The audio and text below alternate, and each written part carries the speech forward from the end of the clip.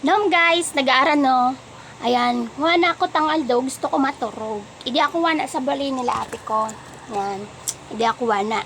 Gusto ko ta na maturog, kaso winatakan ako, grabing kalat. Ito nyo baya ka di eh. So mga sinanglian nung akas niya.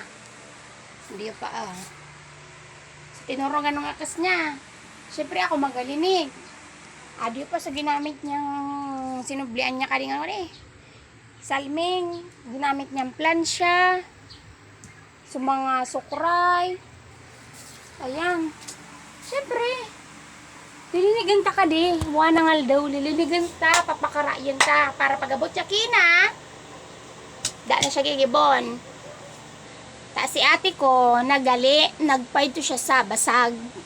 Hindi akong aram nyo kadto. Imbitado kaya siya sa kasal. Isus, dress man si may mo. Sayang, hindi ko napakita sa inyo. By the way, magpuno kita maglinig ta. Anong oras na basang?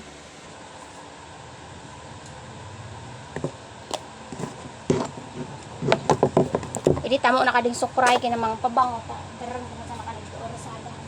Hindi mo na mga kastang laban.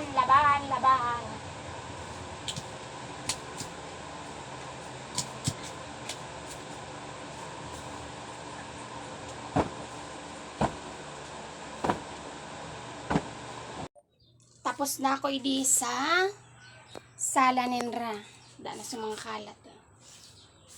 Da na sa nagdaan. Malinig na. Da na sa mga kalat. Kina sa mga nakabotang iding mga pabango, pulbo. Yan. Idi naman ako sa balkon niya. Kita nyo baya ka di. Kita nyo alata kita ko sa inyo. O yan. So mga titipigan pa kuno ka di. So, ginamit na sukray, so, salming na sinublian, di pa inuli. Bukas o electric pan. Alat mo na tapakarayin ta. Ulit. Nom guys, tapos na ako maglinig. Ayan, magapon-puno sana ako ng mga nilaban ni ate. Kina, magatipig. Yuman sana guys. Bye!